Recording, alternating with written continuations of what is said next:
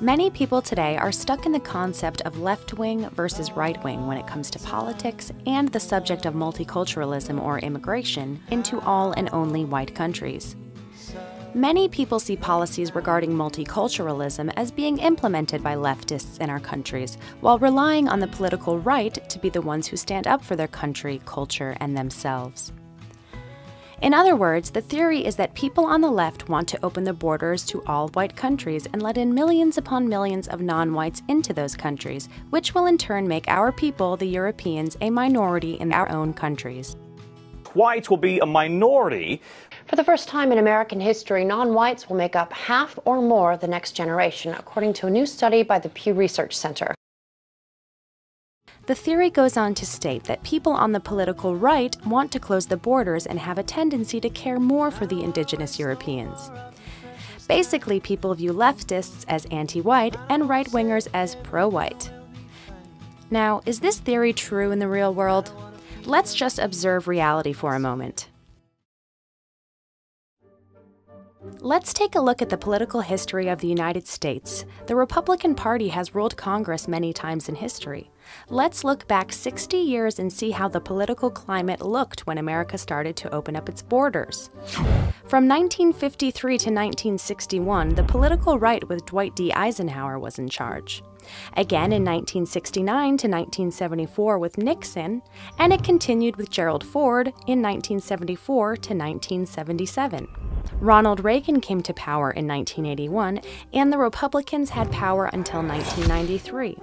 In almost all of the 80s, the right-wing parties in America ruled. And the last time was with George W. Bush in 2000 to 2008. Now ask yourself this question: why haven't these right-winger conservatives preserved American culture when they have had the chance? If you look at history, you'll see that they have had many chances to save us. But if nothing is done immediately, white Americans will be a minority in this country, if we aren't already. Now you might argue, okay, but that's only in America.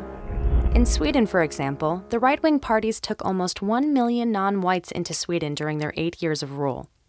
You might argue, yes, but that is because the political right in Sweden has become more left, so they weren't really a right-wing party to begin with. That's all rationalization to hold onto your belief system. Now let's continue that thought of yours. In 1991, the right-wing parties had a bourgeois coalition government in Sweden and ruled over Sweden for 3 years. Even back in the earlier 80s, the right-wing party in Sweden had power.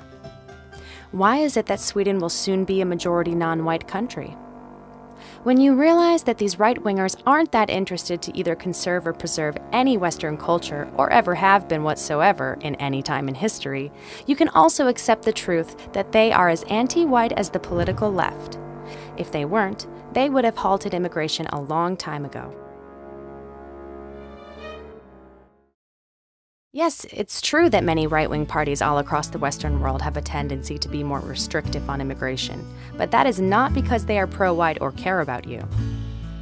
Often it has to do with the interests of money. Is that a pro-white position?